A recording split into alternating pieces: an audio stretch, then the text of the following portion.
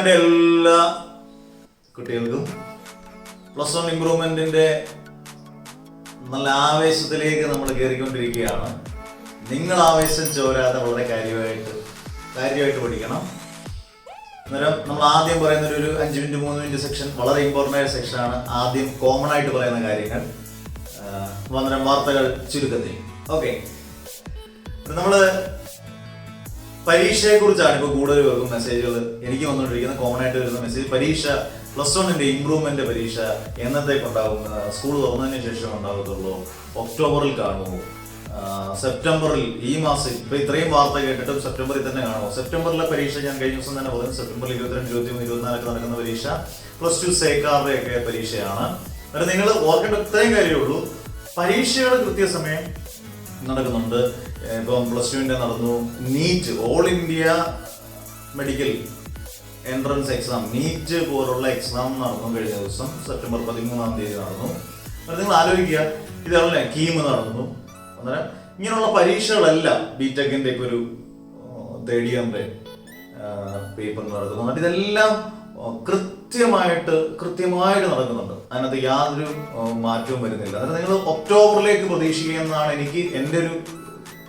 എൻ്റെ ഒരു അസംഷൻ വെച്ചാൽ എനിക്ക് തോന്നുന്നത് ഒരു ഒക്ടോബർ 3rd വീക്കിലേക്ക് നിങ്ങൾ പ്ലസ് വണ്ണിന്റെ ഇംപ്രൂവ്മെന്റിന് വേണ്ടി എക്സാമിന് വേണ്ടി തയ്യാറെടുക്കണം, പ്രിപ്പയർ ചെയ്യണം. അന്നേരം പെട്ടെന്ന് നോക്കിയാൽ നിങ്ങൾക്ക് മനസ്സിലാവില്ല. നന്നായിട്ട് എല്ലാ വോളിയൂംസും കണ്ട് നന്നായിട്ട് പഠിക്കുക. ചെയ്യേണ്ട കാര്യം, ഞാനിപ്പം 6ാമത്തെ വോളിയം 7ാമത്തെ ചാപ്റ്ററായി ഞാൻ 15 വോളിയമായി. 15 വോളിയം നമ്മൾ തീർന്നു. ഇന്ന് ഞാൻ 16ാമത്തെ വോളിയത്തിന് വേണ്ടിയാണ് ഞാൻ ഇവിടെ നിൽക്കുന്നത്. അന്നേരം പഠിപ്പിക്കാൻ വേണ്ടിയാണ് നിൽക്കുന്നത്. 7ാമത്തെ ചാപ്റ്റർ, അതായത് ഞാൻ ചാപ്റ്റർ വൈസ് ഒന്ന് റിവൈസ് ചെയ്യാം. പെട്ടെന്ന് ചാപ്റ്റർ വൈസ് ഏതൊക്കെ ചാപ്റ്റർ പഠിപ്പിച്ചെന്ന് പറയാം. ആദ്യം units and measure, physical world units and measurement dimension ഉള്ള ചാപ്റ്റർ. പിന്നെ system of particles, rigid body. പിന്നെ മോഷൻ ഇൻ സ്ട്രെയിറ്റ് ലൈന്. പിന്നെ ഓസിലേഷൻസ്. പിന്നെ മോഷൻ ഇൻ പ്ലെയിൻ, വേവ്സ്. ഇപ്പൊ നമ്മൾ പഠിപ്പിച്ചിരിക്കുന്നത് mechanics of solids. Mechanics of solids complete ചേർത്ത് 8ാമത്തെ യൂണിറ്റിലേക്ക് നമ്മൾ പ്രവേശിക്കുന്നതായിരിക്കും. നിങ്ങൾ ആലോചിക്കുക, ഞാൻ സ്റ്റെപ്പ് ബൈ സ്റ്റെപ്പ് ആയിട്ട് എപ്പോഴും ഞാൻ മുന്നോട്ട് പോകുന്നു. ഞാൻ എത്ര പ്രതികൂല കാലഘട്ടത്തിൽ ഞാൻ ക്ലാസ്സുകൾ നിങ്ങൾക്ക് എടുത്തു തന്നിരിക്കും എന്ന് പറഞ്ഞ വാക്ക് ഞാൻ പാലിച്ചിരിക്കുന്നു. ഒക്ടോബർ 3 നോട്ട് ചെയ്ത് വെക്കുക. ഒക്ടോബർ 3-ന് എൻ്റെ ആദ്യത്തെ ലൈവ് ആദ്യം നിങ്ങളോടൊപ്പം ആയിരുന്നു. 2ാമത്തെ ലൈവ് ഒക്ടോബർ 3-ന് 3-ാം തീയതി ശനിയാഴ്ച ആണെന്ന് എനിക്ക് തോന്നുന്നു. ശനിയാഴ്ച 5 മണിക്ക്.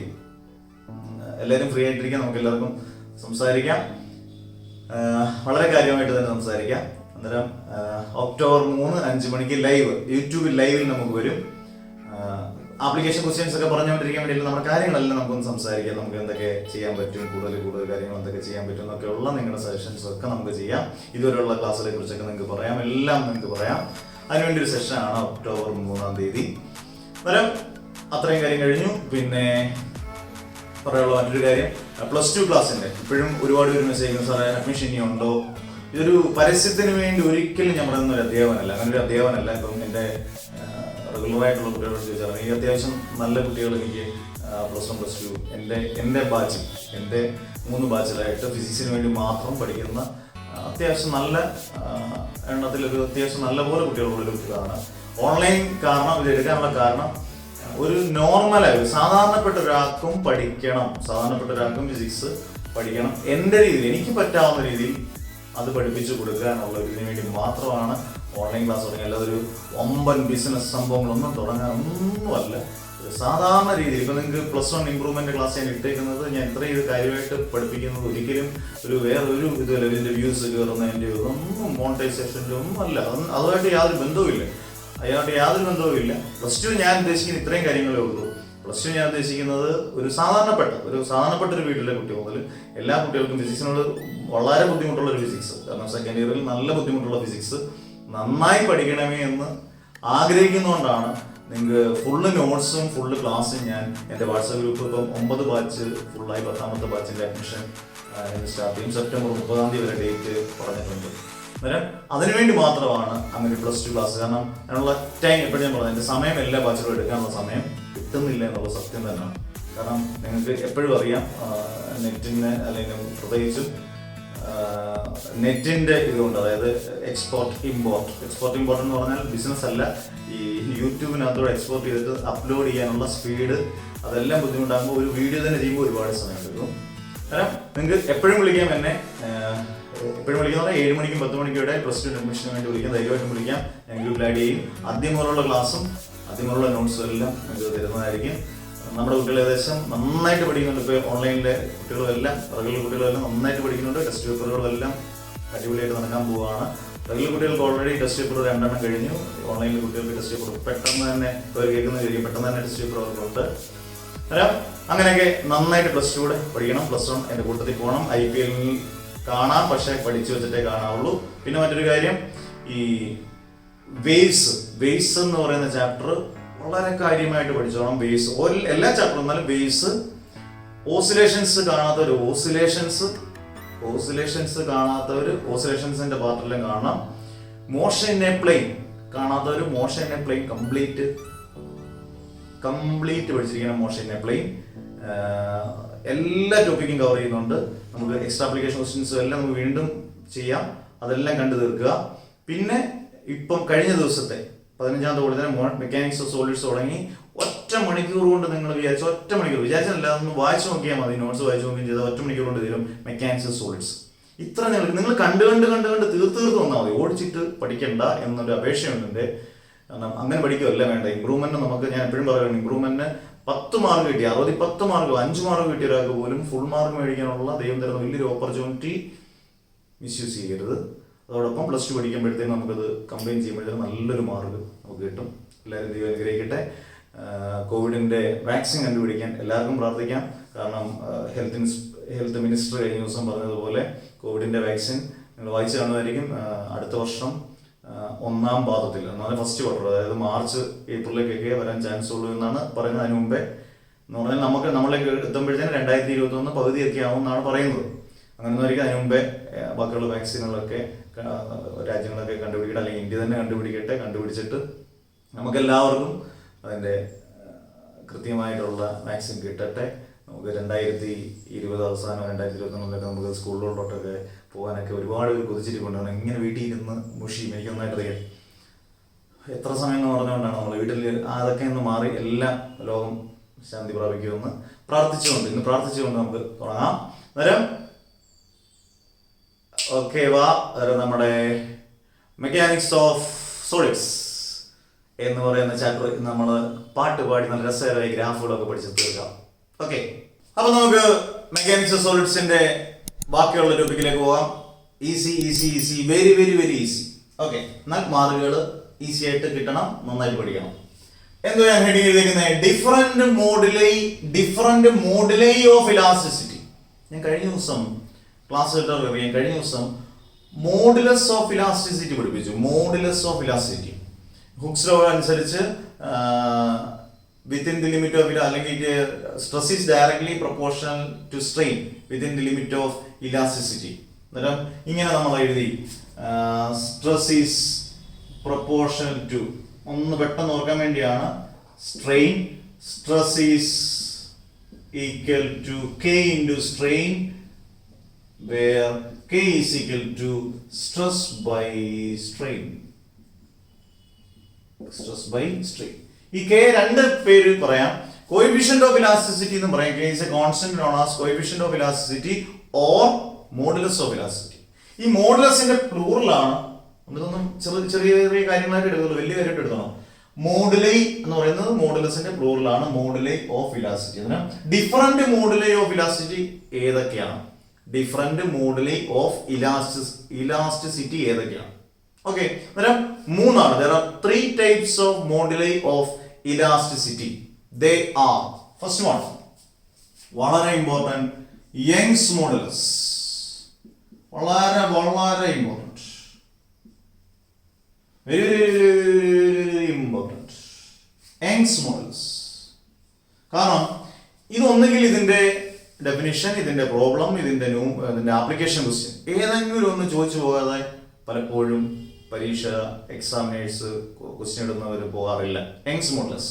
അന്നേരം നമ്മൾ പറഞ്ഞു മോഡുലസ് ഓഫ് ഇലാസ്റ്റിസിറ്റി എന്ന് പറഞ്ഞാൽ സ്ട്രെസ് ബൈ സ്ട്രെയിൻ ആണ്. യങ്സ് മോഡുലസ് എന്ന് പറഞ്ഞാൽ ഡെഫിനിഷൻ പെട്ടെന്ന് പറയാം. നമ്മൾ ലീനിയർ സ്ട്രെസ്സും ലീനിയർ സ്ട്രെയിനും, സ്ട്രെസ് ബൈ സ്ട്രെയിൻ ആണല്ലോ modulus of elasticity. It is defined as, ഇതിന്റെ ഡെഫിനിഷൻ കിട്ടണം എളുപ്പം. It is defined as the ratio of linear stress to linear strain within the limit of elasticity. Within the limit of elasticity. ഈ വാക്ക് മറക്കരുത്, within the limit of elasticity. ഒരെണ്ണത്തിന്റെ definition ഓർത്ത ബാക്കിയുള്ള definition എളുപ്പമാണ്. അന്നേരം യങ്സ് മോഡുലസ് ഡിനോമിനേറ്ററും letter ഓർത്തിരുന്നോണം y. y ആണ്. അന്നേരം y is equal to, it is a ratio of linear stress, എന്ത് രസമുണ്ട് ഇതൊക്കെ പഠിക്കാൻ, to linear strain. സത്യം പറഞ്ഞാൽ നിങ്ങൾ പ്ലസ് വണ്ണിൽ അത്ര സീരിയസ് ആയിട്ട് എടുക്കാതുണ്ടായിരിക്കാം, പ്ലസ് ടുവിലെങ്കിലും ആ സീരിയസ് കിട്ടണം കേട്ടോ. What is Young's modulus? It is a ratio of linear stress to linear strain within the limit of elasticity. ഇത്രേ ഉള്ളൂ. y is equal to linear stress by linear strain. Equation ഒക്കെ നമുക്ക് separate ആയിട്ട് പഠിക്കാം, അതാണ് നല്ലത്. രണ്ടാമത് volume or bulk stress. Volume or bulk stress denote ചെയ്യുന്ന ലെറ്റർ ബി എന്ന് കൊടുത്തു. അന്നേരം നിങ്ങൾ സ്വാഭാവികമായിട്ടും വോളിയം ഓർ ബൾക്ക് സ്ട്രെസ് എന്ന് പറഞ്ഞാൽ it is a ratio of volume stress to volume strain within the limit of elasticity. It is a ratio of volume stress, ഇതന്നെ ഉണ്ടല്ലോ volume stress to volume, to എന്ന് പറയുമ്പോൾ ratio ആണ്, volume strain within the limit of elasticity. Volume or bulk stress എന്ന് പറയുന്നത് it is a ratio of volume stress to volume strain within the limit of elasticity. Okay. അത് കഴിഞ്ഞു, volume or bulk stress കഴിഞ്ഞു, രണ്ടെണ്ണം കഴിഞ്ഞു. മൂന്നെണ്ണം ഉണ്ട്. രണ്ടാമത്തതിനെ രണ്ട് പേരിൽ അറിയപ്പെടും, ഷിയർ മോഡുലസ്. വലിയ പുള്ളിയാണ് ഷിയർ മോഡുലസ്. ഓർ ചില ടെക്സ്റ്റിനകത്ത് ഇങ്ങനെയുണ്ട്, രണ്ടോട് പഠിപ്പിക്കുന്നതിനാണ് റിജിഡിറ്റി മോഡുലസ് എന്ന് പറയുന്നത്. എപ്പോഴും ഞാൻ പ്ലസ് വൺ ആയാലും പ്ലസ് ടു ആണെങ്കിലും രണ്ടും മൂന്നും പേരിലൊക്കെ ചിലത് അറിയപ്പെടും. ഇഷ്ടമുള്ള പോലെ ആയിരിക്കും അവർ പരീക്ഷയ്ക്ക് വയ്ക്കുന്നത്, നമ്മളെല്ലാ പേരിലും അറിഞ്ഞിരിക്കണം. Shear modulus or rigidity modulus denominator n എന്ന് ഡിനോട്ട് ചെയ്യും, ചിലവർ r എന്ന് ഡിനോട്ട് ചെയ്യും, ഞാൻ n എന്ന് ഡിനോട്ട് ചെയ്യുന്നു. ഷിയർ മോഡുലസ് എന്ന് പറഞ്ഞാൽ ഇറ്റ് ഈസ് റേഷ്യോ, നമ്മൾ നേരത്തെ പഠിച്ചിട്ടുണ്ട് ഷിയറിംഗ് സ്ട്രെസ്സും ഷിയറിംഗ് സ്ട്രെയിൻ, അത് തമ്മിലുള്ള ratio n is equal to. നിങ്ങൾ ഓർത്തോണം, കഴിഞ്ഞ ദിവസത്തെ ടോപ്പിക്ക് പഠിക്കുകയാണെങ്കിൽ എളുപ്പമാണ്, ഒന്ന് പെട്ടെന്ന് നോക്കിപ്പോയാൽ മതി. n is equal to shearing stress to shearing strain. നിങ്ങൾ എങ്ങനെയാണ് ഡെഫിനിഷൻ ആയിട്ട് പറയുന്നതിനെ? Shear modulus is defined as the ratio of shearing stress to shearing strain within the limit of, ആ വാക്ക് മൂന്നെണ്ണത്തിനകത്ത് വേണം, within the limit of elasticity. Elastic limit നിന്നുകൊണ്ടാണ് എൻ്റെ റേഷ്യോ പറയേണ്ടത്. There are three different moduli of elasticity. First one Young's modulus, ഏറ്റവും important ആണ്. അടുത്തത് വോളിയം ഓർ ബൾക്ക് സ്ട്രെസ്, മൂന്നാമത്തത് ഷിയർ ഓർ റിജിഡിറ്റി മോഡുലസ്. മൂന്നെണ്ണം ക്ലിയർ. എല്ലാത്തിന്റെയും ഇക്വേഷൻ എല്ലാം എഴുതിയിട്ടുണ്ട്. ഓക്കെ, വാ, ഈസി. അടുത്ത ടോപ്പിക്കിലോട്ട് പോകാം. അടുത്ത ടോപ്പിക്ക് ചെറിയ ചാപ്റ്റർ ആണെങ്കിലും ഇമ്പോർട്ടൻ്റ് ആയിട്ട് തന്നെ പഠിക്കണം. ഒരു ടോപ്പിക്കും വിടാതെ പഠിച്ചു കഴിഞ്ഞാൽ ഏറ്റവും നല്ലത് പെർഫെക്റ്റ് ആയിട്ട് ഒരു ടോപ്പിക്കും വിടാതെ എല്ലാ ടോപ്പിക്കും പഠിക്കുക. ഇത് ഒരുപാട് വട്ടം ചോദിച്ചൊരു ടോപ്പിക്കാണ്, അതാണ് ഞാൻ പറയുന്നത്, പുലിക്കുട്ടനാണ്. കംപ്രസിബിലിറ്റി. എന്താണ് compressibility? What is mean by compressibility? Compressibility is the reciprocal of bulk modulus. ഇപ്പം നമ്മൾ പഠിച്ചു ബൾക്ക് മോഡുലസ് എന്ന് പറഞ്ഞാൽ ഇപ്പം നമ്മൾ പഠിച്ചു തീർന്നേ ഉള്ളൂ. What is meant by compressibility? It is the reciprocal of bulk modulus. And compressibility equal. Reciprocal of 1 by ഏതിന്റെ? Bulk modulus. അങ്ങനെ നിങ്ങൾക്ക് എൻ്റെ തന്നെ നോട്ട്സിനകത്ത് ആപ്ലിക്കേഷൻ ക്വസ്റ്റ്യൻ ഉണ്ട്. വാട്ടർ ആണോ എയർ ആണോ ഇലാസ്റ്റിക്? നിങ്ങൾക്ക് ഓർമ്മ വരും, അതൊക്കെ ഞാൻ പറഞ്ഞുതരാം. ഇതുമായിട്ട് ബന്ധപ്പെട്ടാണ്, അത് കംപ്രസിബിലിറ്റി ആയിട്ട് ബന്ധപ്പെട്ടാണ്. പിന്നെ ബൾക്ക് മോഡുലസ് വന്നിട്ട് കംപ്രസിബിലിറ്റി കണ്ടുപിടിക്കാൻ ബൾക്ക് മോഡുലസിന് ഒരു വാല്യൂ തന്നു. ഇപ്പം 2 ആണ് വാല്യൂ വിചാരിക്കുക. കംപ്രസിബിലിറ്റിയുടെ വാല്യൂ 2 ആണെങ്കിൽ സോറി ബൾക്ക് മോഡുലസിന്റെ വാല്യൂ 2 ആണെങ്കിൽ കംപ്രസിബിലിറ്റി കണ്ടുപിടിക്കാൻ പറഞ്ഞു കഴിഞ്ഞാൽ 1/2. ബൾക്ക് മോഡുലസിന്റെ വാല്യൂ 2 ആണ്, കംപ്രസിബിലിറ്റി എന്ന് പറഞ്ഞാൽ 1/2. ഇങ്ങനെയൊക്കെ ചെയ്യാനുള്ള സിമ്പിൾ ആണ്, പക്ഷെ വളരെ വളരെ ഇമ്പോർട്ടൻ്റ് ആണ് കംപ്രസിബിലിറ്റി. അന്നേരം കംപ്രസിബിലിറ്റി എന്ന് പറഞ്ഞാൽ it is reciprocal of bulk modulus. Compressibility is equal to 1 bulk modulus. Clear? അടുത്തതിലോട്ട് യങ്സ് മോഡുലസിന്റെ 2 ഇക്വേഷൻ മാത്രം നിങ്ങൾ ഓർത്തിരിക്കുക. അതിനകത്ത് ഏത് ന്യൂമറിക്കലും നമുക്ക് ഈസി ആയിട്ട് ചെയ്യാം. ഇതിനകത്ത് വേറെ ന്യൂമറിക്കൽസ് ഒന്നും തന്നെ അധികമില്ല. യങ്സ് മോഡുലസിന്റെ ഈ 2 ഇക്വേഷൻ സെപ്പറേറ്റ് ആയിട്ട് പഠിപ്പിച്ചിട്ടുണ്ട്. സെപ്പറേറ്റ് നോട്ടിനകത്ത് ഇതുപോലെ തന്നിട്ടുണ്ട്. ആദ്യത്തെ ഇക്വേഷൻ നോക്കാം. യങ്സ് മോഡുലസ് ഡിനോട്ട് ചെയ്യുന്ന letter y is equal to mgl by pi R square L. Derivation ആയിട്ട് ഡിറൈവ് ചെയ്തൊന്നും ചോദിക്കത്തില്ല, പക്ഷെ ഇക്വേഷൻസ് മനസ്സിൽ പതിപ്പിച്ചേക്കണം.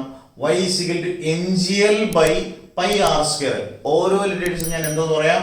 m എന്ന് പറഞ്ഞാൽ മാസ്, g എന്ന് പറഞ്ഞാൽ acceleration due to gravity, l എന്ന് പറഞ്ഞാൽ കഴിഞ്ഞ ദിവസം ഞാൻ പറഞ്ഞു ഒരു റബ്ബർ ബാൻഡ് എടുക്കുകയാണെങ്കിൽ ആ റബ്ബർ ബാൻഡിന്റെ ആദ്യം കാണുന്നത് ഒറിജിനൽ ലെങ്ത് ആണ്. പൈ കോൺസ്റ്റന്റ് ആണ്, അതിന്റെ വാല്യൂ പ്രോബ്ലത്തിൽ ഇട്ട് കൊടുക്കണം 3.14. R radius, L change in length. ഒരു റബ്ബർ ബാൻഡ് ഞാൻ വലിച്ചു കിട്ടുമ്പോൾ അതിന്റെ ലെങ്ത് ചേഞ്ച് ചെയ്തു, അതാണ് എൽ. ഇതിന്റെയൊക്കെ പ്രോബ്ലം ഒക്കെ നോട്ടിനകത്തുണ്ട്. അന്നേരം ഈ ഇക്വേഷൻ കാണാമെന്ന് പറഞ്ഞ് പെട്ടെന്ന് y is equal to എന്റെ കൂടെ തന്നെ mgl by pi R square L. അതൊരു ഇക്വേഷൻ പഠിച്ചേക്കണം. y is equal to fl by a into delta L. അപ്പോൾ ഫോഴ്സും ഏരിയയും തന്നിട്ട് യങ്സ് മോഡുലസ് കണ്ടുപിടിക്കാൻ പറഞ്ഞാൽ ഫോഴ്സ് ഡയറക്റ്റ് ആയിട്ട് തരുവാണ്, ഏരിയ ഡയറക്റ്റ് ആയിട്ട് തരുവാണ്, ക്യാപിറ്റലിലും ഡെൽറ്റയിലും തരുവാണ്.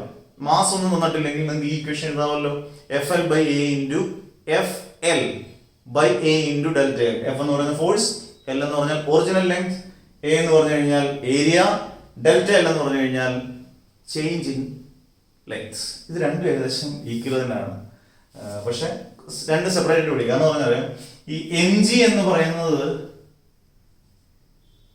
അക്കോർഡിംഗ് ടു ന്യൂട്ടൺ സെക്കൻഡിൽ F is equal to ma അല്ലെങ്കിൽ F is equal to mg. ഈ mgക്ക് വരെ f കൊടുത്തേക്കുന്നു, അത് ശരിയായില്ലേ? f into a. Pi R square എന്ന് പറയുന്നത് ഏരിയ ആണ്.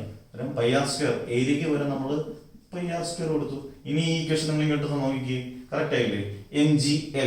mgl വരെ fl ബൈ പൈ ആർ സ്ക്വയറിന് വരെ a ഇൻറ്റു ഡെൽറ്റ എൽ എന്ന് പറയുന്നത് തന്നെ ചേഞ്ച് ഇല്ലെങ്കിൽ തുല്യമാണ്. 2 ഇക്വേഷൻ സെയിം ആണ്, പക്ഷെ 2 രീതി ചോദിച്ചാലും ഈ 2 ഇക്വേഷൻ എഴുതാൻ പറ്റണം. അന്നേരം ഏരിയയും ഫോഴ്സും ഒക്കെ ചോദിച്ചാൽ എഴുതേണ്ട equation y is equal to fl by a into delta L. മറ്റേതാണെങ്കിൽ y is equal to mgl by pi R square L. Okay, അന്നേരം പെട്ടെന്ന് പറഞ്ഞേ ഇക്വേഷൻ. ആദ്യ ഇക്വേഷൻ യങ്സ് മോഡുലസിന്റെ y is equal to mgl by pi R square L. രണ്ടാമത്തെ equation y is equal to fl by a into delta L. a into delta L.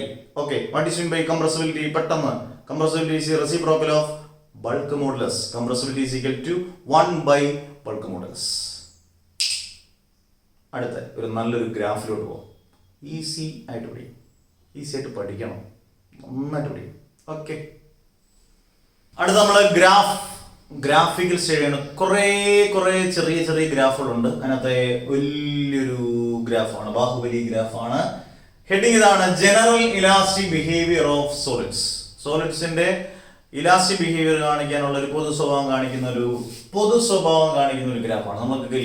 നമുക്ക് വീട്ടിലൊരു സ്വഭാവം കാണും, പുറത്തോട്ടിറങ്ങിയാൽ വേറൊരു സ്വഭാവം കാണും. ചിലപ്പോൾ പുറത്തോട്ടിറങ്ങി കഴിഞ്ഞാൽ വളരെ കാമാൻവലായിട്ട് വീട്ടിൽ ബഹളം ഭയങ്കര ബഹളമായിരിക്കും, പാത്രം ഇങ്ങനെ എടുത്തെറിയും. പുറത്തോട്ടിറങ്ങി കഴിഞ്ഞാൽ വളരെ പവിയായിട്ടായിരിക്കും. അതുപോലെ തന്നെ പൊതു സ്വഭാവം ഗ്രാഫിന്റെ ഇങ്ങനെ ഇവൻ പല രീതിയിൽ മാറും, അങ്ങോട്ടും മാറും. ആദ്യം നമുക്ക് അതിന്റെ general elastic behaviour of solids പഠിക്കാം. Strain along the X axis and stress along the Y axis. ഏത് +1 ഏത് ഗ്രാഫ് പഠിച്ചാലും, പ്രാക്ടിക്കൽ ഉൾപ്പെടെ ഏത് ഗ്രാഫ് പഠിച്ചാലും എക്സ് ആക്സിൽ എന്തായിരിക്കണം, വൈ ആക്സിൽ എന്തായിരിക്കണം എന്ന് കൃത്യമായിട്ട് പഠിച്ചിരിക്കണം.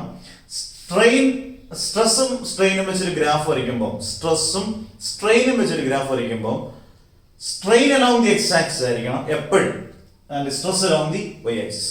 ഇത് ഞാൻ പറയുമ്പോൾ ഞാനൊരു എക്സാമ്പിൾ പറയാം. ഒരു വയർ ഞാനിങ്ങനെ ഒരു പ്ലാസ്റ്റിക് വയർ അല്ലെങ്കിൽ ഒരു ഇലാസ്റ്റിക് വയർ ഇങ്ങനെ കുത്തിയൊരിടത്ത് നിർത്തിയേക്കാം. എന്നിട്ട് അത് ഞാനിങ്ങനെ വലിച്ചു നീട്ടി ഒരു പ്രത്യേക സ്റ്റേജ് ആകുമ്പോഴത്തേന് സ്വാഭാവികമായിട്ടും വലിച്ചു കിട്ടുന്നതിൻ്റെ ഒരു കുറെ കഴിയുമ്പോഴത്തേനും എന്ത് ചെയ്യും, പൊട്ടിപ്പോവും, ബ്രേക്ക് ആവും. അതുവരെയുള്ള വലിച്ചു നീട്ടി വലിച്ചു നീട്ടി വലിച്ചു നീട്ടി ചില സിനിമ വലിച്ചു നീട്ടി അവസാനം പൊട്ടുന്ന പോലെ ഇങ്ങനെ നീട്ടി നീട്ടി നീട്ടി നീട്ടി നമുക്ക് പൊട്ടുന്ന വരെയുള്ള സ്റ്റേജസ്, ഡിഫറെന്റ് സ്റ്റേജസ്. ഞാൻ 4 കേർവായിട്ട് 4 സ്റ്റേജസ് ആയിട്ട് സിമ്പിളായിട്ട് അതിനെ പഠിപ്പിക്കും. ഓരോന്നിനായിട്ടുള്ള പേരുണ്ട്, അതെല്ലാം പഠിക്കണം. ഓക്കെ, വരാം. ആദ്യത്തെ നിങ്ങൾ strain along the X axis, stress along the Y axis. ആദ്യത്തത് ഇവിടും തുടങ്ങി OA. OA കാണുമ്പോൾ നിങ്ങൾക്ക് ബാക്കിയുള്ള ഭാഗങ്ങളും തമ്മിലുള്ള വ്യത്യാസം എന്തോ? OA is a straight line. OA is a straight line. നമുക്കറിയാം ഹുക്സ് ലോ നമ്മൾ പഠിച്ചതാണ് the graph is a straight line അല്ലേ? അന്നേരം stress is directly proportional to strain. അന്നേരം ഇത്രയും ഭാഗത്ത് OA എന്ന് പറയുന്ന ഇത്രയും ഭാഗത്ത് stress is directly proportional to strain ആയിരിക്കും. Stress is directly proportional to strain, OA. അന്നേരം ഇവിടെ വരെ എന്ത് ഒബേ ചെയ്യത്തുള്ളൂ? വളരെ ഇമ്പോർട്ടൻ്റ് ആണ്. OA വരെ ഹുക്സ് ലോ ഒബേ ചെയ്യത്തുള്ളൂ. ഹുക്സ് ലോ ഒബേ ചെയ്യത്തുള്ളൂ OA വരെ. വൃത്തിയിടായ നിങ്ങൾ ഓർത്തിരുന്നാൽ OA വരെ എന്ത് ഉപയോഗത്തുള്ളൂ? Hooks law ഉപയോഗത്തുള്ളൂ. ഈ A പറയുന്ന പേരാണ് limit of elasticity. Limit of elasticity അല്ലെങ്കിൽ ചിലടത്ത് പറയും പ്രൊപ്പോർഷണാലിറ്റി ലിമിറ്റ്. പേരുകൾ ഓർത്തിരിക്കുക. A എന്ന് പറയുന്ന പോയിന്റിനെ പറയുന്ന പേര് limit of elasticity or proportionality limit. നമ്മളിതിനെ 4 കേർവായിട്ട് ഡിവൈഡ് ചെയ്തിരിക്കുന്നതോടെ പറഞ്ഞുതരാം. OA, അടുത്തത് AB, 3 BC, അടുത്തത് CD. ഓക്കെ, അന്നേരം OA എന്ന് പറയുന്നൊരു ഭാഗമാണ്, AB എന്ന് പറയുന്ന മറ്റൊരു ഭാഗമാണ്, BC അടുത്തതാണ്, CD. അന്നേരം OA എന്ന് പറയുന്ന ഭാഗത്ത് മാത്രം സ്ട്രെയിറ്റ് ലൈൻ ആണ്. It obeys hooks law. ഓർത്തിരിക്കേണ്ട പോയിന്റുകൾ നമുക്ക് സ്വന്തം സെന്റൻസ് എഴുതാം. It obeys hooks law. It is the point A is called the limit of elasticity or proportionality limit. അവിടുന്ന് ഞാൻ ആ വയറിനെ ചെറുതായിട്ടൊന്ന് വലിച്ചു. ചെറുതായിട്ട് വലിക്കുമ്പോൾ എനിക്ക് ഉറപ്പാണ് അത് ബ്രേക്ക് ചെയ്തില്ലെന്ന് ഉറപ്പാണ്. ഒരു സ്ലൈഡ് ബെൻഡ് ഒരു ചെറുതായിട്ടൊന്ന് വളച്ചൊടിച്ചു. പക്ഷെ അത് ഒടിയത്തില്ലെന്ന് നമുക്ക് 100% ഉറപ്പാണ്. ആ BA പറയുന്ന പേരാണ് ഈൽഡ് പോയിന്റ്. ചിലപ്പം പലപ്പോഴും ഈ പോയിന്റ് പലരും തെറ്റിക്കാറുണ്ട്. ഈ BA പറയുന്ന പേര് ഈൽഡ് പോയിന്റ് ആണ്. ഇനി ഞാൻ കുറച്ചുകൂടെ വലിച്ച് ഇതാക്കാൻ പോവാണ്. ആ പൊട്ടത്തിൽ നിന്ന് ഉറപ്പായ പോയിന്റ് B ആണ്. കുറച്ചുകൂടെ വലിച്ച് നീട്ടി. എന്നിട്ട് എനിക്കറിയാം ഇത് മാക്സിമം ആണ്. ഇതിനപ്പുറത്തേക്ക് വലിച്ചു നീട്ടിയാൽ പൊട്ടിപ്പോകും. അന്നേരം C എന്ന് പറയുന്ന പേര് അൾട്ടിമേറ്റ് സ്ട്രെസ് എന്നാണ്. അൾട്ടിമേറ്റ് എന്ന് പറയുന്ന വാക്കിന്റെ തന്നെ അർത്ഥം മാക്സിമം ആണ്. What is meant by ultimate stress? This is the maximum stress that can be applied to a wire. ഒരു വയറിന് കൊടുക്കാവുന്ന മാക്സിമം സ്ട്രെസ്സിനെ പറയുന്ന പേരാണ് അൾട്ടിമേറ്റ് സ്ട്രെസ്. C പറയുന്ന പേര് അൾട്ടിമേറ്റ് സ്ട്രെസ് ആണ്. ക്ലിയർ? അടുത്ത ഡിയിലോട്ട് വന്നു. CD ഡിയിലോട്ട് വന്നു. നമ്മൾ മാക്സിമം വലിച്ചു നീട്ടിയതാണ് അൾട്ടിമേറ്റ് സ്ട്രെസ്. അടുത്തത് ഡിയിലോട്ട് വന്നപ്പോഴത്തേന് പൊട്ടിപ്പോയി കഴിഞ്ഞാൽ അതിനെ പറയുന്ന പേര് ഈസി ആയിട്ട് പറയുന്നത് ബ്രേക്കിംഗ് സ്ട്രെസ്, ബ്രേക്കിംഗ് പോയിന്റ് എന്ന് പറയാം. ചിലതിനകത്തൊക്കെ ഫ്രാക്ചർ പോയിന്റ് എന്ന് പറയാം. നമ്മൾ ഈസി ആയിട്ട് ഗ്രാഫ് പഠിച്ചിട്ടില്ല. ഇത്രയേ ഉള്ളൂ. ഇത് നിങ്ങളുടെ സ്വന്തം സെന്റൻസ് തന്നെ എഴുതിയാൽ മതി. കാണാനൊന്നും പഠിക്കേണ്ട ആവശ്യമൊന്നുമില്ല. ഈ ഗ്രാഫ് വൃത്തിയായിട്ടൊന്ന് വരയ്ക്കുക. അത് A എന്ന് പറയുന്നത് ലിമിറ്റ് ഓഫ് ഇലാസ്റ്റിസിറ്റി ആണ്. അവിടെ വരെയാണ് ഹുക്സ് ലോ ചെയ്യുന്നത് ഓർത്തിരിക്കുക. ഇത് എന്തായാലും ഒരു സ്ട്രെയിറ്റ് ലൈൻ, ചുമ്മാ ഇങ്ങനെ ഗ്രാഫ് ഉണ്ടാകത്തില്ല. ഒരു സ്ട്രെയിറ്റ് ലൈൻ ആയിരിക്കും. അവിടെ വരെ ഹുക്സ് ലോ ചെയ്യും. രണ്ടാമത്തെ സ്ലൈഡ് ബെൻഡ് വരുന്ന പോയിന്റിനെ പറയുന്നവര് ഈൽഡ് പോയിന്റ് ആണ്. അടുത്തത് മാക്സിമം സ്ട്രെസ് കൊടുക്കുന്ന പോയിന്റിനെ പറയുന്നവര് അൾട്ടിമേറ്റ് സ്ട്രെസ് ആണ്. പൊട്ടിപ്പോകുന്ന പോയിന്റിനെ പറയുന്നവര് ബ്രേക്കിംഗ് സ്ട്രെസ് അല്ലെങ്കിൽ ഫ്രാക്ചർ പോയിന്റ്. ഈസി ആയിട്ട് ജനറൽ ഇലാസ്റ്റിക് ബിഹേവിയർ സോളിഡ്സ് പഠിച്ചില്ലേ? നല്ല ഈസി ആയിട്ട്. ഇനി നമുക്ക് കുറച്ച് ടേംസ് പഠിക്കണം. ചാപ്റ്ററിലേക്ക് തീരാറായി. നമുക്ക് പടപെടാൻ പഠിക്കാം. ഓക്കെ, വാ. ഓക്കെ, എന്നിട്ട് നമുക്ക് അടുത്ത ഗ്രാഫ് കഴിഞ്ഞു. അടുത്ത കുറെ സബ്സ്റ്റൻസ് സോളിഡ്സ് ഒക്കെ നമുക്ക് പരിചയപ്പെടാം. കുറെ വാക്കുകളെല്ലാം ഇമ്പോർട്ടൻ്റ് ആണ്. ഡക്റ്റൈൽ സോളിഡ്സ്, ഡക്റ്റിലിറ്റി ഒക്കെ 10ാം ക്ലാസ് മുതൽ ഉപയോഗിക്കുന്ന ഒരു വാക്കാണ് അല്ലേ? ബ്രിട്ടിൽ മെറ്റീരിയൽസ്, മാലേബിൾ സോളിഡ്സ്, മാലേബിലിറ്റി എന്നൊക്കെ പറയുന്ന 3 കാര്യം. നമുക്ക് ഈ മൂന്നെണ്ണത്തിനെ കുറിച്ചൊന്ന് പഠിച്ചിട്ട് പെട്ടെന്ന് വരാം. നോക്കാം. ഡക്റ്റൈൽ സോളിഡ്സ് എന്ന് പറയുന്നത് what is mean by ductility and what is mean by ductile solids. ഇപ്പം ചില മെറ്റലുകളെ നമ്മൾ തിൻ വയറായിട്ട് മാറ്റാറുണ്ട്. തിൻ വയർ വളരെ ഇതായിട്ടുള്ള വയേഴ്സ് ആയിട്ട് മാറ്റാറുണ്ട്. ഇപ്പം ഞാൻ ഉദാഹരണം പറയാം. കോപ്പർ മെറ്റൽ ഇല്ലയോ, നിങ്ങൾ ചോദിക്കുക. കോപ്പർ ഒരു മെറ്റലാണ്, അലൂമിനിയം ഒരു മെറ്റലാണ്.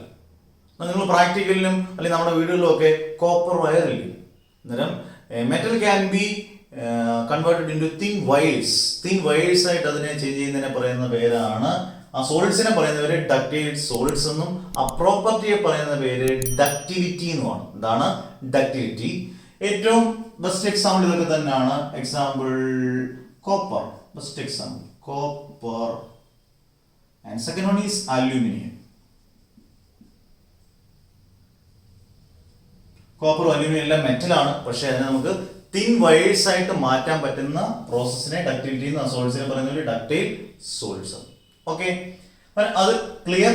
അടുത്തത് ബ്രിട്ടിൽ മെറ്റീരിയൽസ്. ചില സ്കൂളിൽ നിന്നൊന്നും പഠിപ്പിച്ചു കാണത്തില്ല, എൻട്രൻസിനൊക്കെ ആവശ്യമാണ്. ബ്രിട്ടിൽ മെറ്റീരിയൽസ് എന്ന് പറഞ്ഞാൽ എപ്പം ഇലാസ്റ്റിക് ലിമിറ്റ് ക്രോസ് ചെയ്യുന്നു, ഇലാസ്റ്റിക് ലിമിറ്റ് ക്രോസ് ചെയ്താൽ ബ്രേക്ക് ചെയ്യുന്ന മെറ്റീരിയൽസിനെ പറയുന്ന പേരാണ് brittle materials. Elastic limit cross ചെയ്താൽ മാത്രമേ അത് ബ്രേക്ക് ആകത്തുള്ളൂ.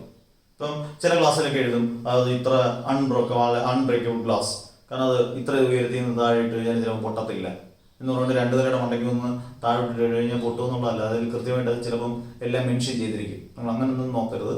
സാധാരണ ഗ്ലാസ് പൊട്ടും. ഇലാസ്റ്റിക് ലിമിറ്റ് ബ്രേക്ക് ചെയ്ത ഉടനെ ബ്രേക്ക് ചെയ്ത് ഇലാസ്റ്റിക് ലിമിറ്റ് ക്രോസ് ചെയ്താൽ ഉടനെ തന്നെ ബ്രേക്ക് ചെയ്യുന്നതിനെ പറയുന്ന പേരാണ് ബ്രിട്ടിൽ മെറ്റീരിയൽസ്. എക്സാമ്പിൾ എല്ലാം ഓർത്തിരിക്കുക. ഗ്ലാസ് എഴുതാം. സെറാമിക്സ്, നിങ്ങൾക്ക് ഈ കാലഘട്ടത്തിൽ സെറാമിക് ടൈൽ എന്നൊക്കെ നിങ്ങൾക്ക് വാക്കുകളൊക്കെ അറിയാവുന്നതാണ്. സെറാമിക്സ് ഇലാസ്റ്റിക് ലിമിറ്റ് ക്രോസ് ചെയ്യുന്ന ഉടനെ ബ്രേക്ക് ചെയ്യുന്ന മെറ്റീരിയൽസിനെ പറയുന്നവരാണ് ബ്രിട്ടിൽ മെറ്റീരിയൽസ്. ഡക്റ്റൈൽ സോളിഡ്സ് കഴിഞ്ഞു. അടുത്തത് മാലേബിൾ അല്ലെങ്കിൽ മാലേബിൾ സോളിഡ്സ്. മാലേബിൾ സോളിഡ്സ് എന്ന് പറഞ്ഞാൽ ഒരു മെറ്റലിനെ അടിച്ച് പരത്തി ഷീറ്റായിട്ടോ തിൻ ഷീറ്റായിട്ടോ പ്ലേറ്റ്സ് ആയിട്ടോ ഒക്കെ മാറ്റാം. അടിച്ച് പരത്തി ഹാമർ ചെയ്യാൻ പറയും. ഹാമർ ചുറ്റി കൊണ്ട് അടിച്ച് പരത്തുന്ന പോലെ ഹാമർ ചെയ്ത് അടിച്ച് പരത്തി ഒരു മെറ്റലിനെ അടിച്ച് പരത്തി വിവിധ ഷേപ്പുകളിലോട്ടൊക്കെ മാറ്റുന്നതിനെ പറയുന്ന പേരാണ് മാലേബിൾ. ആ സോളിഡ്സിനെ പറയുന്ന ഒരു മാലേബിൾ സോളിഡ്സ്. ആ പ്രോപ്പർട്ടിയെ പറയുന്ന ഒരു മാലേബിലിറ്റി എന്ന് പറയുന്ന പ്രോപ്പർട്ടി. നമുക്കറിയാമല്ലോ, ചെയ്ത മെറ്റൽ അടിച്ചു പരത്തി എല്ലാ ഷേപ്പിലോട്ടും ഏറ്റവും നമ്മൾ കാണുന്ന ഇപ്പം കുതിച്ചൊരു ക്ലൂ തരാം. കുതിച്ചുയരുന്ന വിലയാണ് അതിനിപ്പോൾ. മഞ്ഞ നിറത്തിലൊക്കെ കാണപ്പെടുക. ഇത് ഭയങ്കര വിലയാണ്, കത്തിച്ചിരിക്കുന്നതാണ്. നമ്മുടെ കേരളത്തിൽ ഭയങ്കര ഇഷ്ടപ്പെട്ട സംഭവമാണ്. ക്വിസ് കോമ്പറ്റീഷൻ അല്ലേ, പക്ഷേ ഞാൻ തന്നെ പെട്ടെന്ന് ഉത്തരം പറയാം. ഗോൾഡിനാണ്, അങ്ങനെ ഓർത്തിരിക്കണം. അങ്ങനെങ്കിലും ഗോൾഡാണ് ഹയസ്റ്റ് മാലേബിലിറ്റി ഉള്ള മെറ്റൽ. ഗോൾഡ് എല്ലാ ഷേപ്പിലും മാറ്റാമല്ലോ. നമുക്ക് കമ്മലോ മാലയോ കമ്മലോ കൊലുസോ ഏതും രൂപത്തിലോട്ട് മാറ്റാൻ പറ്റുന്ന സാധനമാണ് ഗോൾഡ്. അങ്ങനെ ഒരുപാടുണ്ട്. എക്സാമ്പിൾ ഗോൾഡ്, സിൽവർ, ലെഡ്, ഇതെല്ലാം ഇതിന് എക്സാമ്പിൾ. ഗോൾഡ്, സിൽവർ, ലെഡ്, ഇതെല്ലാം. എന്നാലും നമ്മൾ 3 കാര്യങ്ങൾ പഠിച്ചു. ഡക്റ്റൈൽ സോളിഡ്സ് പഠിച്ചു, ബ്രിട്ടിൽ മെറ്റീരിയൽസ് പഠിച്ചു, മാലേബിൾ സോളിഡ്സ് പഠിച്ചു. അന്നേരം ഇങ്ങനെയുള്ള ക്വസ്റ്റ്യൻസ് എല്ലാം അല്ലെങ്കിൽ ഇങ്ങനെയുള്ള ടോപ്പിക്സ് എല്ലാം എളുപ്പമല്ലേ? ഇനി ഇതുപോലെ 2 സെഷൻസ് പഠിക്കുക. ഇലാസ്റ്റിക് ഫാറ്റീഗ്, ഇലാസ്റ്റമർ, ഈ 2 പഠിച്ചിട്ട് നമുക്ക് ആപ്ലിക്കേഷൻസ് ഓഫ് ഇലാസ്റ്റിസിറ്റി എന്ന് പറഞ്ഞാൽ ആപ്ലിക്കേഷൻ അതിനകത്ത് തന്നെയുള്ള ആപ്ലിക്കേഷനാണ്. അതുകൊണ്ട് ഫിനിഷ് നോക്കാം പെട്ടെന്ന്.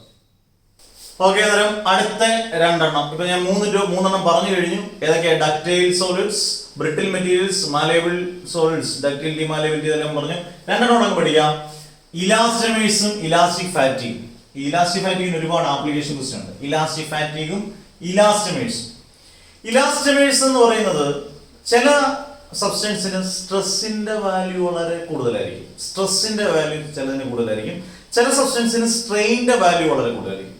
അങ്ങനെ സ്ട്രെയിന്റെ വാല്യൂ കൂടിയ സബ്സ്റ്റൻസിനെ പറയുന്ന പേരാണ് ഇലാസ്റ്റമേഴ്സ്. സ്ട്രെയിന്റെ വാല്യൂ കൂടിയ സബ്സ്റ്റൻസിനെ പറയുന്ന പേരാണ് ഇലാസ്റ്റമേഴ്സ്. അതിന് എക്സാമ്പിൾ ഏറ്റവും നിങ്ങൾ ബയോളജിയിൽ പഠിച്ചിട്ടുണ്ട്. ഹ്യൂമൻ ബോഡി ടിഷ്യൂ 10ാം ക്ലാസ്സിലൊക്കെ പഠിച്ചിട്ടുണ്ടോ എന്ന് തോന്നുന്നു. അയോട്ട human body tissue best example of elastomer. അന്നേരം ലാർജ് വാല്യൂ ഓഫ് സ്ട്രെയിൻ വരുന്നതിനെ പറയുന്ന പേരാണ് ഇലാസ്റ്റമേഴ്സ്. അടുത്തത് ഇലാസ്റ്റിക് ഫാറ്റീഗ്. ഇലാസ്റ്റിക് ഫാറ്റീഗിന് ഒരുപാട് ആപ്ലിക്കേഷൻ ഞാൻ പെട്ടെന്ന് പറയാം. Why are bridges unsafe after a long use? നമ്മുടെ പാലങ്ങളൊക്കെ ഒരുപാട് കാലം 50 വർഷം 30 വർഷം ഈ കാലഘട്ടത്തിലൊന്നും 50 വർഷം 30 വർഷം ഉണ്ട്. എറണാകുളത്തിലുള്ള പാലമൊക്കെ ഉദ്ഘാടനത്തിന് തന്നെ എല്ലാം പൊളിഞ്ഞു പോയി. എന്നാലും ബ്രിഡ്ജസ് 50 കൊല്ലം 30 കൊല്ലമൊക്കെ നിൽക്കാൻ വേണ്ടിയാണ് നമ്മൾ പാലങ്ങളൊക്കെ നിർമ്മിക്കുന്നത്. യഥാർത്ഥത്തിൽ നല്ല കൺസ്ട്രക്ഷൻ ആണെങ്കിൽ അങ്ങനെ നിൽക്കണമെന്നാണ്. നിങ്ങളും എഞ്ചിനീയേഴ്സും ഒക്കെ ആകുമ്പോൾ അങ്ങനെ വേണം ചെയ്യാൻ. നാടിന് നന്മയ്ക്ക് വേണ്ടി നല്ല വൃത്തിയായിട്ടൊക്കെ ഗംഭീരമായിട്ടൊക്കെ ചെയ്യണം. അന്നേരം ഇതുമായിട്ട് ഒരു എക്സാമ്പിളായിട്ട് പറഞ്ഞാൽ ഒരു മിനിമം 50 കൊല്ലം 30 കൊല്ലം ഒക്കെ പാലം നിൽക്കണം. ഞാൻ അതിനകത്ത് ഒരുപാട് പേരെ കഷ്ടപ്പാടുണ്ട്, ഒരുപാട് പേരുടെ പൈസയുണ്ട്, ജനങ്ങളുടെ പൈസ എല്ലാം ചേരുന്നതാണ്.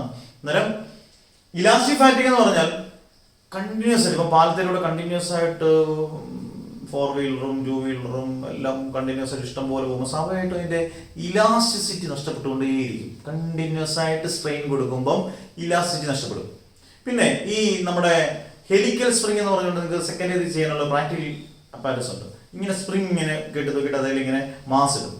അന്നേരം കുറേ വർഷങ്ങൾ കഴിയുമ്പോൾ ആദ്യത്തെ വർഷം കുഴപ്പമില്ല, രണ്ടാമത്തെ വർഷം കുഴപ്പമില്ലായിരിക്കും, മൂന്നാമത്തെ വർഷം കുഴപ്പമില്ല, 4-5 വർഷമൊക്കെ കഴിയുമ്പോഴത്തേക്കും അതൊക്കെ ഇതിന്റെ ലെങ്ത് കൂടി വരുമെന്ന് പറഞ്ഞാൽ അതിന് വയ്യ. അന്നേരം അതിന്റെ സ്ട്രെച്ച് ചെയ്ത് അതിന് വയ്യാത്ത പോലെ. അന്നേരം അതും ഏതിന് എക്സാമ്പിളാണ്? ഇലാസ്റ്റിക് ഫാറ്റിക്. നിങ്ങൾക്ക് ഏകദേശം ഐഡിയ കിട്ടി. റബ്ബർ ബാൻഡ് ഇങ്ങനെ വലിച്ചിട്ട് നമ്മൾ ചുമ്മാ ഇങ്ങനെ കളിച്ചിട്ടിരിക്കും. ഇങ്ങനെ വലിച്ചിട്ട് കുറെ കഴിയുമ്പോഴേ അതിന്റെ ഇലാസ്റ്റിസിറ്റി നഷ്ടമാവും. കാരണം കണ്ടിന്യൂസ് ആയിട്ട് സ്ട്രെയിൻ കൊടുക്കുമ്പം നമ്മുടെ ഇലാസ്റ്റിസിറ്റി നഷ്ടമാകുന്ന പ്രോസസ്സിനെ പറയുന്നത് ഫിനോമിനെ പറയുന്നവരാണ് ഇലാസ്റ്റിക് ഫാറ്റീഗ്. ഇലാസ്റ്റിക് ഫാറ്റീഗ് എന്ന് പറഞ്ഞാൽ A substance which temporally losses it's elasticity when it is continuously subjected to strain. ഇപ്പൊ ഈ എക്സാമ്പിൾ ഒക്കെ വെച്ചപ്പോൾ നിങ്ങൾക്ക് മനസ്സിലായല്ലോ. നോട്ടിനകത്തുണ്ട് ബ്രിഡ്ജസ് അൺസേഫ് ആകാനുള്ള കാരണം സ്പ്രിങ്ങിന്റെ കാരണം. സ്പ്രിങ് റോങ് റീഡിങ്സ് കാണിക്കുന്നതാണ്. കാരണം അതിന്റെ ശരിക്കുള്ള ഒറിജിനൽ ഇതൊക്കെ അങ്ങ് പോയി. ഇതെല്ലാം ഓർത്തിരിക്കുക.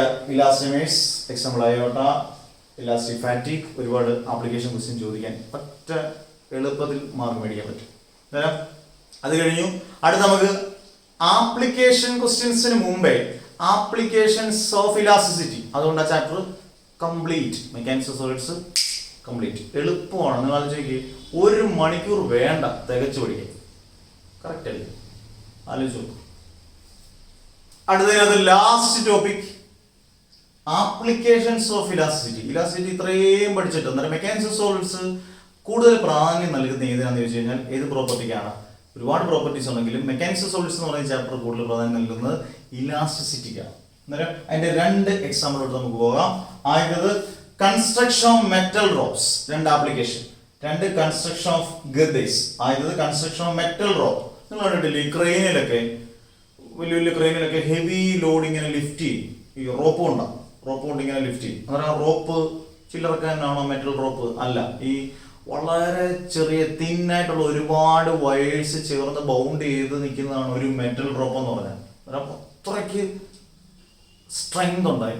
ആ സ്ട്രെങ്തിനെ പറയുന്ന പേരാണ്, ഇലാസ്റ്റിക് സ്ട്രെങ്തിനെ പറയുന്ന പേരാണ് ടെൻസൈൽ സ്ട്രെങ്ത്. നിങ്ങൾ ഈ 2 എണ്ണത്തിന് കോമൺ ആയിട്ട് ഈ പോയിന്റ് എഴുതിക്കോണം. ടെൻസൈൽ സ്ട്രെങ്തും ഫ്ലെക്സിബിലിറ്റി ഏതിനുണ്ട്? മെറ്റൽ റോപ്പിനുണ്ട്. അതുകൊണ്ടില്ല തന്നെ ഇങ്ങനെയൊക്കെ ക്രെയിൻ ഇങ്ങനെ വലിച്ച് ഇങ്ങനെ എടുത്ത് കൃത്യമായിട്ട് എടുക്കുമ്പോൾ നല്ല ഇലാസ്റ്റിസിറ്റി എന്ന് പറയുന്നത് വിചാരിക്കരുതില്ല, പെട്ടെന്ന് പൊട്ടിപ്പോന്നൊന്നും അല്ല. മെറ്റൽ റോപ്പിനൊക്കെ ഹൈ ടെൻസൈൽ സ്ട്രെങ്ത് ആണ്, പിന്നെ ഫ്ലെക്സിബിലിറ്റി ഉണ്ട്. ഈ പോയിന്റ് എഴുതിക്കോണം, ഉറപ്പായിട്ടും മാർക്ക് കിട്ടും. കൺസ്ട്രക്ഷൻ ഓഫ് മെറ്റൽ റോപ്സ് ഒരുപാട് തിൻ വയേഴ്സ് എല്ലാം ചേരുന്നതാണ് ഒരു മെറ്റൽ റോപ്പ് എന്ന് പറഞ്ഞാൽ. അതിന് ഹൈ ടെൻസൈൽ സ്ട്രെങ്തും ഫ്ലെക്സിബിലിറ്റി ഉണ്ട്. ഇതേപോലെ തന്നെ കൺസ്ട്രക്ഷൻ ഓഫ് ഗിർഡേഴ്സ്, ഇത് നിങ്ങൾ അറിഞ്ഞിരിക്കേണ്ടതാണ്. ഇപ്പൊ നമ്മളൊരു പാലമൊക്കെ പണിയും അല്ലെങ്കിൽ നമ്മുടെ വീട് പണി നോക്കുമ്പോൾ ബീം വാർത്തിടുക എന്ന് പറയും. ബീം വാർത്തിടുക എല്ലായിടത്തും ആളുകൾ തന്നെ ഉപയോഗിക്കുന്ന എനിക്ക് തോന്നുന്നു. ബീം വാർത്തിടുക ഏതാ? ബീം എന്ന് പറയുമ്പോൾ ഇങ്ങനെ ബീം എന്ന് പറയും ഇങ്ങനെ ഒരു ഐ ഷേപ്പ്. നമ്മുടെ പാലത്തിന്റെ ഒക്കെ താഴെ കാണത്തില്ലേ വീടുകളിലൊക്കെ ബീം വാർത്തിടുന്ന അത്രയും എന്തിനു വേണ്ടിയാ? സ്ട്രോങ് ആയിട്ട് കിട്ടാൻ വേണ്ടി. അന്നേരം പരീക്ഷയ്ക്ക് ചോദിച്ചൊരു ക്വസ്റ്റ്യനുമായിട്ട് ബന്ധപ്പെട്ട് ഞാനിത് പറയാം. എന്തുകൊണ്ടാണ് ഗിർഡേഴ്സ്, അതിനെ പറഞ്ഞവരാണ് ഗിർഡേഴ്സ്, ഈ ബീം എന്നൊക്കെ പറയുന്നവരാണ് ഗിർഡേഴ്സ് ഐ ഷേപ്പിൽ ഇങ്ങനെ ചോദിച്ചിട്ടുണ്ട്. ഐ ഷേപ്പിൽ കാണപ്പെടാനുള്ള കാരണമുണ്ട്. അതിന്റെ കാരണം ഇത് നിങ്ങൾ എഴുതിയാൽ മതി. High tensile strength and flexibility. അത് അതിൻ്റെ എന്തുകൊണ്ടാണ് ഗ്രിഡേഴ്സ് മേക്ക് ചെയ്യാനുള്ള കാരണം അതിന് ഹൈ ടെൻസൈൽ സ്ട്രെങ്ത് ആണ്, ഫ്ലെക്സിബിലിറ്റിയാണ്. അതുകൊണ്ട് ഒരുപാട് വർഷങ്ങൾ അത് നീണ്ടു നിൽക്കാൻ അല്ലെങ്കിൽ അതിൻ്റെ സ്ട്രക്ചർ അതുപോലെ നിൽക്കാൻ കഴിയുന്നത് ഈ രണ്ട് പ്രോപ്പർട്ടി.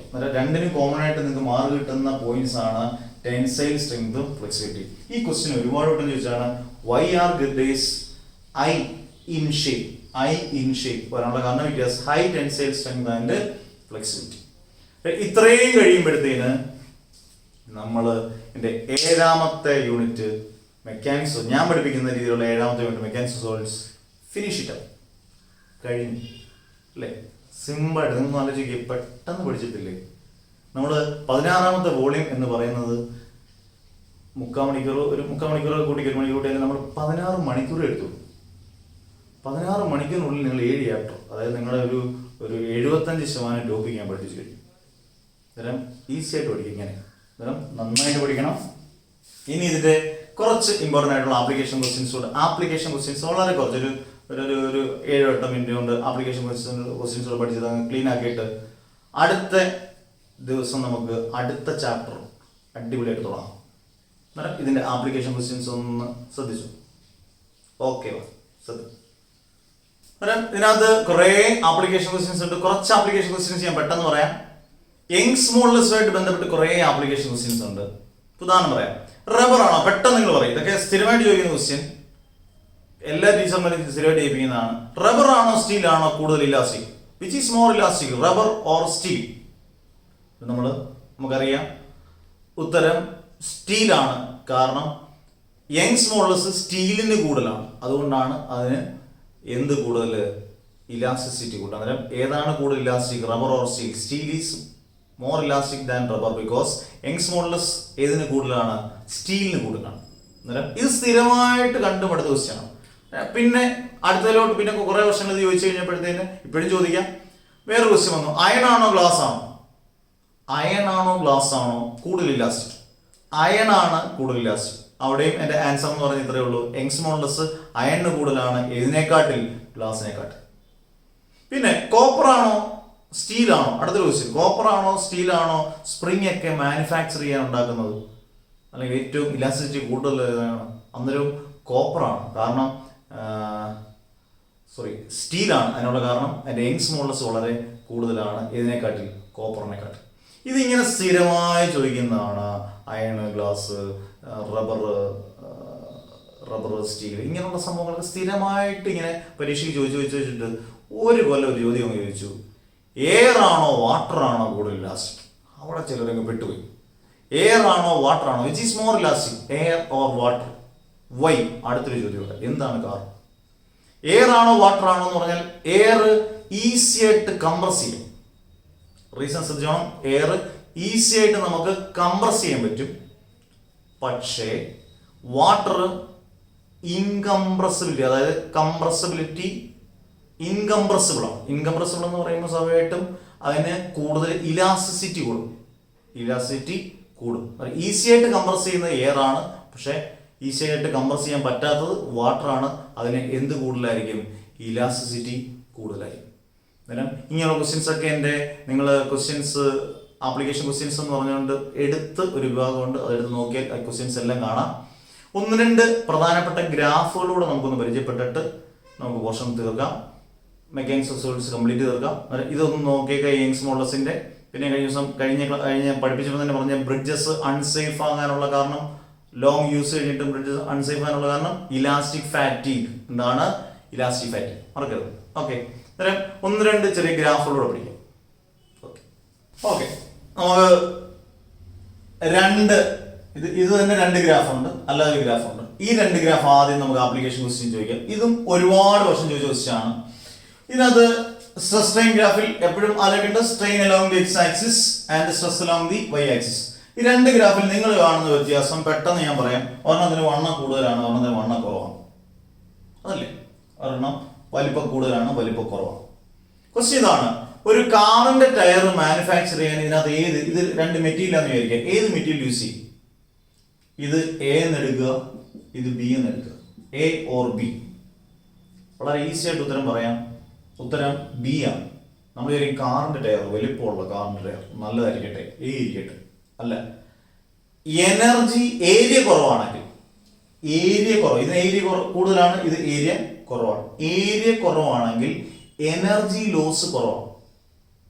ഏരിയ കുറവാണെങ്കിൽ എനർജി ലോസ് കുറവാണ്. ഏരിയ കൂടിയാൽ എനർജി ലോസ് കൂടുതലായിരിക്കും. അതാണ് അതിന്റെ റീസൺ.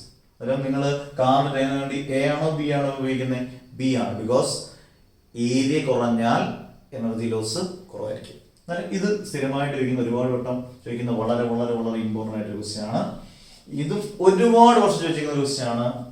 ഇതിനകത്ത് strain along the X axis and stress along the Y axis 3 A B C ഏതിനാണ് ഏറ്റവും കൂടുതൽ ഇലാസ്റ്റിസിറ്റി ഉള്ളത്? A B or C?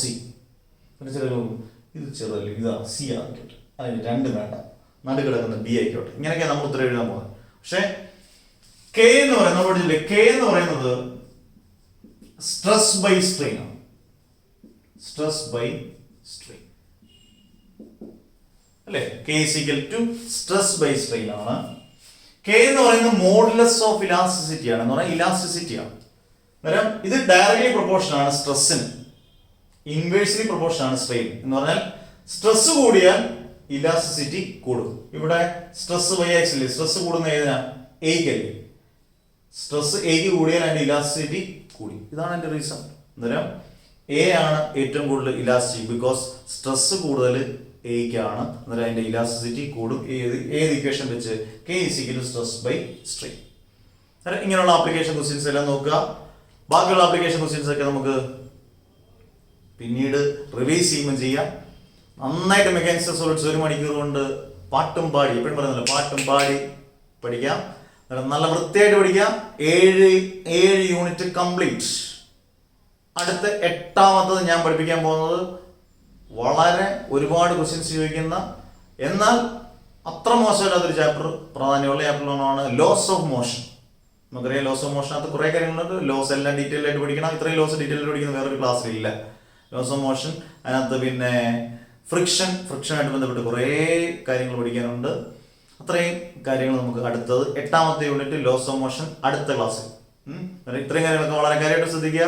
നന്നായിട്ട് പഠിക്കുക, അടിപൊളിയായിട്ട് പഠിക്കണം. പരീക്ഷ എപ്പോഴും നിങ്ങളുടെ പുറകിൽ കൂടെ വരും. പുറകിലല്ല, കൂടെ വരും. നിങ്ങളുടെ പഠിച്ചിരിക്കണം. ഓക്കെ, വരാം. ഇന്നത്തെ ക്ലാസ് നടത്തുന്നു. Okay, bye, see U.